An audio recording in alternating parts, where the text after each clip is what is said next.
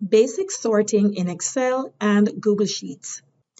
When working with a detailed data set like this one, containing fields such as student ID, last name, first name, gender, and various academic performance indicators, sorting in Excel can help make the information easier to analyze.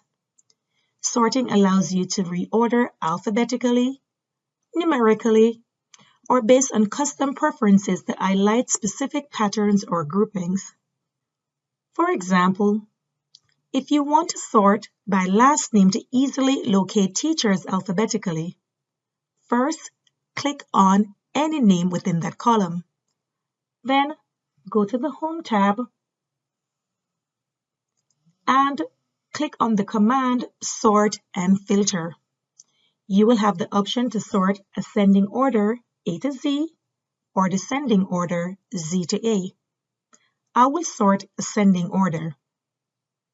Notice the names are now in alphabetical order: Halstead, Macmillan, and so on. Excel will automatically reorder all other columns in each row, preserving each information correctly. If you would like to view the students by their grade level and then further locate by total absences, a multi-level sort can help. First, click on the grade level, then go to the Data tab, Custom Sort, and you will see the list of all the fields that are available. Click on grade level.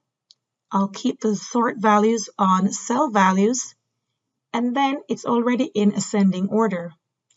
Now I want to sort by total absences.